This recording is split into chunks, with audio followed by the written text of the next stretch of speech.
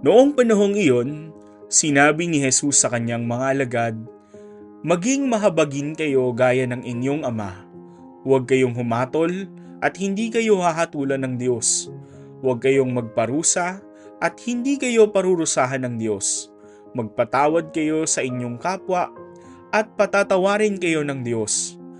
Magbigay kayo at bibigyan kayo ng Diyos.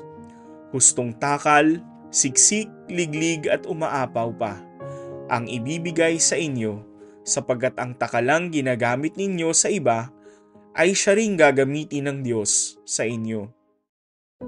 Hindi madaling tularan ng Diyos. Walang hanggan ang kanyang awa at walang mintis ang kanyang katarungan.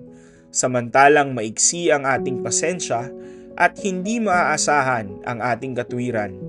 Ang tanging nagbibigay pag-asa sa atin ay si Jesus. Naging tao si Kristo sa kabila ng pagiging Diyos upang idugtong ang langit sa lupa. Bilang kanyang mga alagad, tinubos tayo ng kanyang dugo at pinapanumbalik sa dati nating kalagayan bilang mga anak ng Diyos. Kung kaya ng ating Ama, kaya rin natin. Ito ay isang marangal na pagtawag upang hilumin ang mundo at gawin itong malaparaiso.